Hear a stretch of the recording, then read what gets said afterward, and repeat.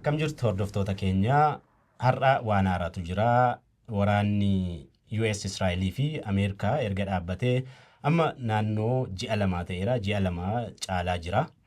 Kunis waliigaltee dhukaasa dhaabuu Ameerikaa fi Iraan gidduutti irra gahamee fi boodarra immoo Israa'elis irratti waliigaltee boodadha. Ergasii biyyoonni kunneen sadeen iyyuu haleellaa walirratti raawwataniin beekanii darbanii yoo wal qoccalan iyyuu jechuudha.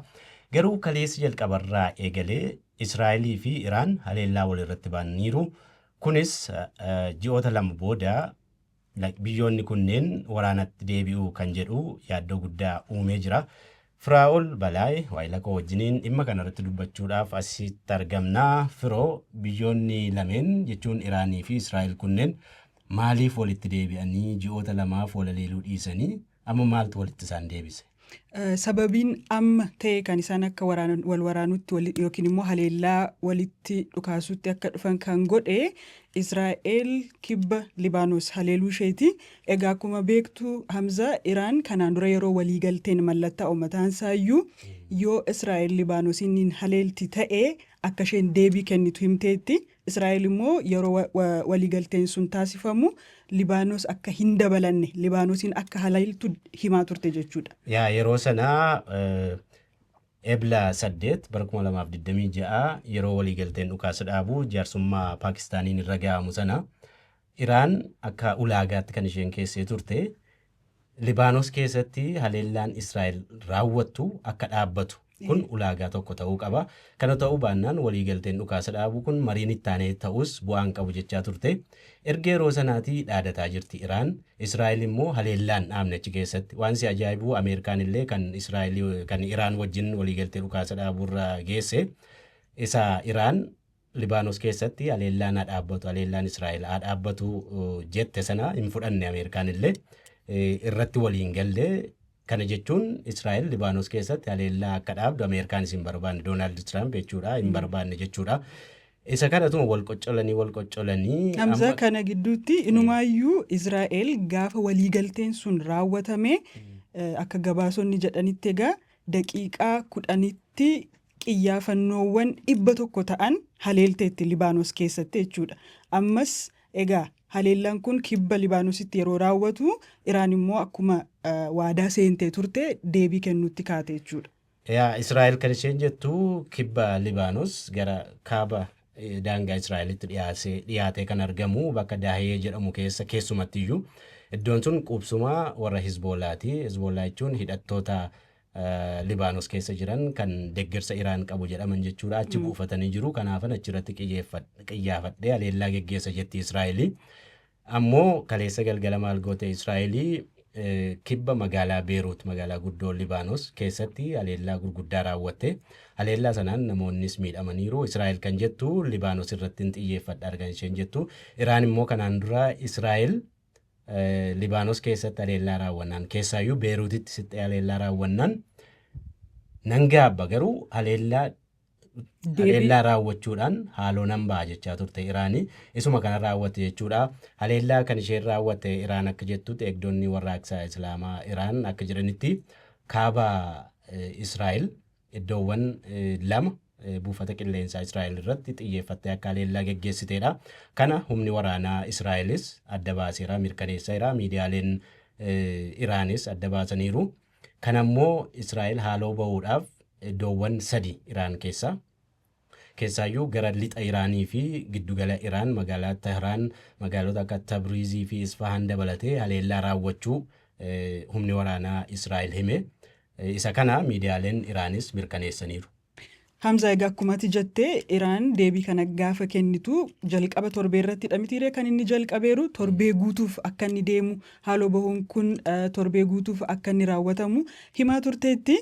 Gama biraan immoo waa'een Tiraampiif Netanyaahuu jira. Tiraamp Netanyaahuun haleellaa Libaanos keessatti raawwachaa jiru akka itti fufuu hin barbaadu. Sababa kanaan hoogganooti biyyoota lameen kunneen atakaaroo keessa galaniiru. Maal atakaaroon isaanii waliigaltee dhukaasa dhaabuu kanas garamitti geessuu danda'a? Tiraamp amalli isaa mataa jabaataa erguma waraanni kun jalqabeeyyuu Israa'el waliin jalqabe yookiin immoo ministeera muummee Israa'el Benjaamin Netanyaahuu wajjiniin hiriyaadhaa michuu jaboodhaa jedhaman iyyuu malee darbee darbeetti dheekkamuun isaan oolu amaluma isaati.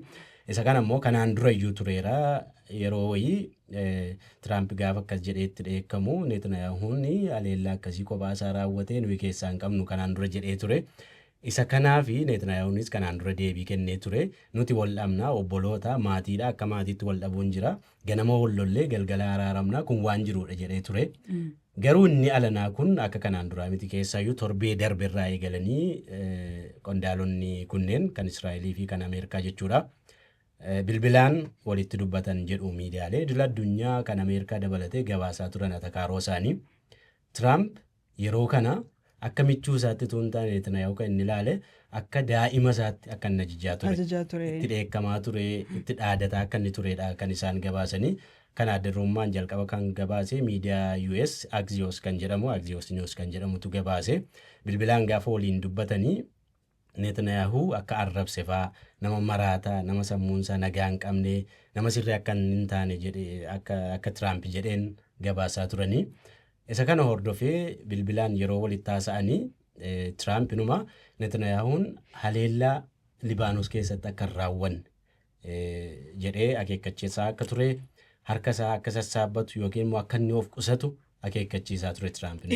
Inumaayyuu torban darbe keessa mootummaa Libaanosii fi Israa'el Waashingtanitti waamamanii dhukaasni akka dhaabbatu waliigalanii turan. Kun egaa Hamzaa akkuma hubattu Hezbollaa otoo hin hirmaachisiinidha. Mootummaa Libaanosii fi Israa'elittu waliigalee garuu Hezbollaanii dhukaasa dhaabuu irratti waliigaluu irratti hundaa'a jedhanii guyyaa tokko booda yookiin guyyaa lama booda Hezbollaan immoo as bahee karaa kamiiniyyuu waan Ameerikaaf Israa'el waliigalan irratti walii hin galluu jedhanii deebisaniiru jechuudha. Hezbollaan biyyattii keessatti qaama hidhataa kan waraana mootummaayyuu caaludha jedhama mitiire. Yeroo darbee Libaanosii fi Israa'el gidduutti waliigalteen dhukaasa dhaabuu akka jiraatu nagaan akka bu'uu fi dhibdeen isaanii mariidhaan akka furamu kan godhe Tiraampidha. Jaarsummaa Ameerikaatiin kan godhame. Yeroo hunda waa'een Libaanosii fi Israa'el yeroo ka'u Hizbollaan keessa hin ga'u. Biyyoonni kunneen Hizbollaa beekamtiin kennanii akka qaama tokkooti yookiin akka jaarmiyaa tokkooti beekamtii kennanii isa waliin mari'annan jedhanii Hizbollaan keessatti hirmaatu waan ta'eef achi as bahee maal godhaa tarkaanfii fudhata.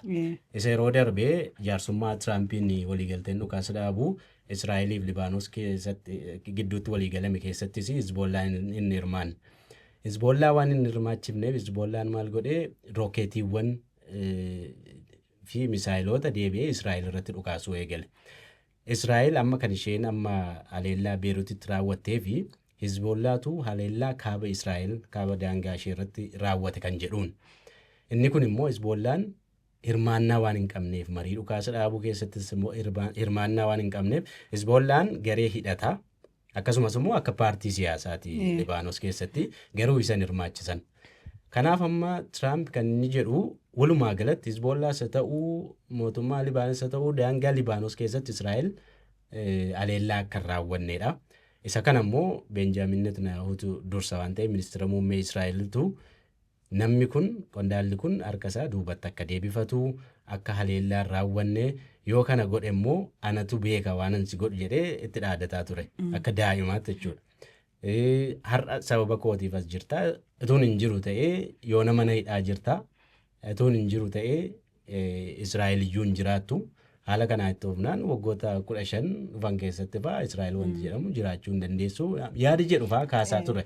Dhimmoota akkasii kaasee Benjaamin Netanyaahuu akeekkachiisaa ture Tiraamp. Dabalataan immoo Hamzaa egaa Tiraamp Ameerikaa keessatti fudhatamummaansaa ilaalcha namaa yookiin ilaalcha yaada uummataa walitti qabameerraa baay'ee gadi bu'aa dhufeera gatii ta'ee fi waraana kana yeroo gabaabaa keessatti xumuruu barbaada. Yeroo gabaabaa keessatti waliigalteen akka mallattaa'u barbaada wantoota kanaan dura jedhaa ture keessaati jechuudha. Gama Netanyahuutiin garuu kun achi siqaa fi waan jiru hin fakkaatu. Kanaafis fakkaata kan inni Netanyahuudhaan dhiibbaa irratti kaa'u kan inni barbaadu. Akkas jedhe Tiraamp bilbila yeroo torbee darbe keessa Netanyahuu dubbisaa ture. Netanyahuuf carraa hedduun akka jiru itti himeera. Inni garuu carraan jira jedhee natti hin himne. Carraamti akka jiru iyyuu hin eerre. waraana qofa irrattidha kan inni xiyyeeffate jedheefaa qeeqaa ture. Tiraamp erguma waliigalteen dhukaasa dhaabuu ebla keessarra gahame Tiraamp maaloodha amallisaa waan gaarii waan nageenya buuse jedhamee maqaan isaa akka dubbatamu barbaada mitiire. Isa kanarraa kan ka'e yeroo yeroodhaan kanuma Iraan wajjiniin deemaa jiruun iyyuu waliigaltee irra gahaa jirra, waan gaarii irra gahaa jirra, akkas gochaa jirra jedhee addunyaatti hima. Garuu wanti qabatamaan nu arginu hin jiru. Amma yeroo darbees Iraan wajjin faayinaal diilii waliigaltee isa dhumaarra gahaa jirra, waliigaltee Ameerikaa fayyadamurra gahaa jirra jedhee dubbatee ture. Garuu gidduudhumaan immoo galoo galaanaa irratti biyyoonni kunneen walaleelan torbee darbe keessa. Amma kaleessaatti walaleellaarra turan. Sababiin isaa jalqaba Iraan galoo galaanaa naannoo odoolawwan bakka humni waraanaa Ameerikaan jechuudha bakka humni waraanaa Iraan jiru akkasumas bakka wiirtuu oomisha boba'aa Iraan irratti odoola sana irratti bakka lama irratti xiyyeeffachuudha erga leellaa geggeessitee booda Iraan immoo iddoo buufataaleen humna waraanaa Ameerikaa jiran kanneen akka Kuweetii fi Baareen fa'aa xiyyeeffattee leellaa raawwatte. Kanaaf biyyoonni lameen Ameerikaan humtiif Iraan iyyuu torbee darbe kana keessa walitti deebi'anii walaleellaa turanii jechuudha. Inni Tiraamp waliigalteerra gahaa jirru, waliigalteerra gahaa jirra, waliigalteen keenya xumurarra gahaa jira jedhu soba akka ta'e nutti agarsiisa jechuudha. Garuu waliigalteen isaanii alkallattiidhaan deemaa akka jiru immoo Paakistaan irraa wanti dhagahaa ture. Egaa Amzaa eebila 8 irraa qabee Iraaniif Ameerikaa irraa ergaa waliigalteerra gahuu ergaa wal makaa ta'e argina egaa. Tiraamp yeroo garii waliigalteen kun xumuramuuf akka jiru dubbata yeroo kaan immoo Iraaniin yeroo inni doorsisu argita. Iraanis immoo deebii wal fakkaataa inumaayyuu Iraan miidiyaa hawaasaa fayyadamuudhaan hoogganoota Ameerikaa gaafatti qoosan viidiyoolee garaagaraa gaafa gadhiisan kaayyoo isaanii akka hin dhiisne gaafa himatan fa'aa argina. Dabalataan Iraan gaaffiin kaaste tokko qoqqobbiin qabeenya isheerra kaa'ame hundumtuu walakkaan yoo kaafame malee waliigaltee kanarra akka hin geenye fa'aa himaa turteetti. Kanaaf dhukaasni kaleessa galgala jalqabame Iraaniif Ameerikaanis dhukaasni walitti daddabarsaa jiran kuni kana booddee waliigaltichi dhuguma gara fuulduraatti kan deemuu danda'a kan jedhu shakkii keessa gashaa jira mitiire. Waliigaltee kana gara waan gaariitti kan geessu caalaa kan qorutu baay'ata. Tokko inni guddaan waa'ee Libaanos kana Israa'el Iraan ammayyuu Israa'el Libaanos keessatti haleellaan dhaabdu taanaan wanti waliigaltee jedhamu hin jiru yaadi jedhu qabdi. Kan biraa immoo kanatti amma kaastee waa'ee qabeenya Iraan Ameerikaadhaan jalaa ugguramuu himattuuti. Iraan akkuma jette qabeenyi ulaagaa jalqabaa waliigaltee kanaa kan ta'u qabeenyi Iraan Ameerikaadhaan uggurame akka gadhiifamu. Yoo xinnaate walakkaan akka gadhiifamu battaluma waliigaltee irra ga'uuf walakkaan akka gadhiifamu. Kanaaf immoo ji'a tokko yookiin ji'a lama keessatti guutummaadhaan akka gadhiifamuuf. Inumaa kaleessaa qondaalli Iraan tokko maal jedhanii Ameerikaan ammatti mari'achuudhaaf Iraan wajjin mari'achuudhaaf qabeenya Iraan doolaara biliyoona 24 gadhiisuu qabdii jedhan. Qabeenyi Iraan kan Ameerikaadhaan uggurame hagam akka ta'e hin beennu. Hagam immoo akka gadhiisuuf jedhan walakkaan hagam akka ta'e hin beennu. Ji'oota 2-3 isaan jedhan ji'oota 1-2-3 keessatti immoo meeqa akka gadhiifamuuf addatti hin ibsine. Kanaaf iyyuu kun mataansaa waliigaltee kanatti qormaata ta'a jechuudha. Ameerikaan immoo waa'ee qabeenya kanaarratti yaadi isheen kennite qondaalonni mootummaa Ameerikaa akka miidiyaaleen gabaasaa jiranitti qabeenyi Iraan uggurame jiraachuu amananii garuu qabeenyi kun yoo gadhiifame illee biyyoota galoo galaanaa Iraan haleellaadhaan barbadeessite dandamachiisuuf oola. Isaaniif kennama malee Iraaniif wanti gadhiifamu akka hin jirre mootummaan Ameerikaa akeekeera. Ammas jarri kun ammoo walaliiluutti deebi'aniiru. Iraan kaaba Israa'el keessatti buufataalee humna qilleensaa buufata humna qilleensaa jechuun Iraan kanaan dura buufata humna qilleensaa akkas irratti xiyyeeffattee haleellaa geggeessaa turte. Inuma haleellaan ammas Yemen irraas haleellaan akka irratti geggeeffame haleellaan misaayilaa humni waraanaa Israa'el ibseera. Kanaaf iyyuu haleellaan kun Iraan irraa qofatu hin taane Hizbollaanis Israa'el irratti haleellaa geggeessaa jira. Warri Yemen keessa immoo Huutii jiru kan Iraaniin deeggaramu jedhanii isaan irraas haleellaan geggeeffamaa jiraachuu humni waraanaa Israa'el ibseera. Israa'el immoo gama isheetiin deebistee giddugala handhuura Iraan Teheraan fa'aa keessatti iddoo wiirtuu oomisha boba'aa Iraan irratti haleellaa raawwachuu ibsite deebii yeroo kennitu jechuudha.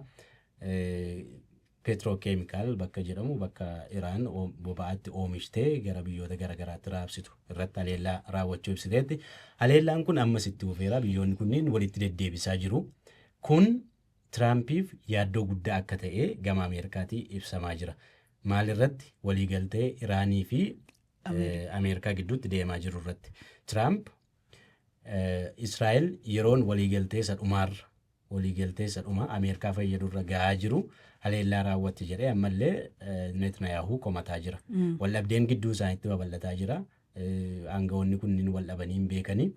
Amma yaaddoo guddaan Tiraamp haleellaa yookiin tarkaanfii Israa'el fudhattu ta'uusaa ibsamaa jira jechuudha. Sababiin isaas waliigaltee Ameerikaa fi Iraan raawwachuuf deeman ni gufachiisa jedhee gatii yaaduufidha Tiraampi. Biyyoonni lameen Israa'elii fi Iraan ammallee walaleeluu itti fufaniiru. Walaleeluun dhaabnee deebii walii kennaa jiru.